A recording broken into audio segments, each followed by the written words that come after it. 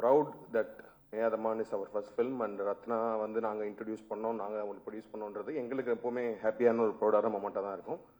And what I say in Rathna is a great very very good writer. ஒரு நல்ல எழுத்தாளர் and அவருக்குள்ளே வந்து பயங்கரமான ஹியூமர் இருக்குது. ஆக்சுவலி வந்து சும்மா வந்து ரத்னா கூட உட்காந்து மொட்டை மாடியில் பேசிட்டு இருந்தாலே வந்து ஜாலியாக இருக்கும். அது மாதிரி நிறைய நேரங்கள் வந்து வாண்டடாக சும்மா வாங்க ரத்னா ஃப்ரீயாக இருந்தால் உட்காந்து பேசுவோம்.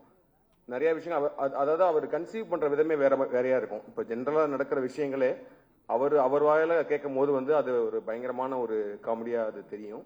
அண்ட் லவ்மே வந்து எனக்கு தெரிஞ்சு மேயாதமான்லயுமே வந்து அவ்வளவு ஹியூமர் இருந்தாலும் அதுக்குள்ள ஒரு பயங்கரமான ஒரு ஆழமான லவ் இருந்துச்சு. ஐ திங்க் மேயாதமான் முடிச்சோடனே இந்த ஸ்கிரிப்ட் பேச ஆரம்பிச்சோம்ல, நீங்க ஆடை பண்றதுக்கு முன்னாடியே அது அப்பயே இந்த ஸ்கிரிப்ட் பேச ஆரம்பிச்சோம். அப்புறம் நிறைய இப்போ லோகேஷ் மாதிரி எனக்கு கதை தெரியாதுன்னு இல்லை, எனக்கு நிறைய தெரியும் இந்த கதையை பற்றி.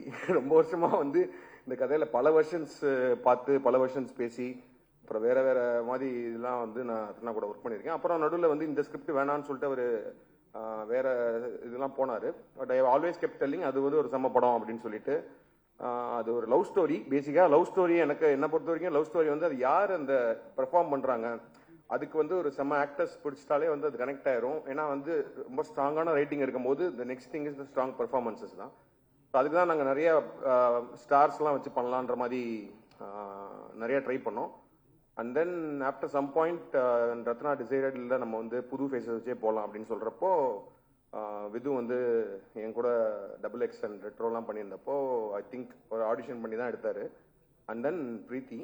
ஸோ ஐ திங்க் இந்த படம் 29 வந்து டெஃபினட்டாக ஏன்னா நம்ம நிறைய படங்கள் பார்க்குறோம். பட் ஆனால் சில லவ் ஸ்டோரிஸ் தான் வந்து எவர் கிரீனாக நம்மளுக்கு மைண்டில் இருந்துகிட்டே இருக்கும். இப்போ எனக்கு வந்து செல்வராகவன் சார் படம்லாம் ரொம்ப ரொம்ப பிடிக்கும். 7G ரெயின்போ காலனி அதெல்லாம் வந்து ஆல் டைம் ஃபேவரட். அதுக்குள்ளே ஒரு எமோஷன் இருக்கும், ஒரு அந்த லவ் வந்து நம்மளால் மறக்கவே முடியாது எத்தனை வருஷம் ஆனாலும். கௌதம் மேனன் சார்கிட்ட ஒரு கைண்ட் ஆஃப் ஒரு way of story telling, way of telling love அப்படின்றது ஒரு ஸ்டைல் இருக்கும்.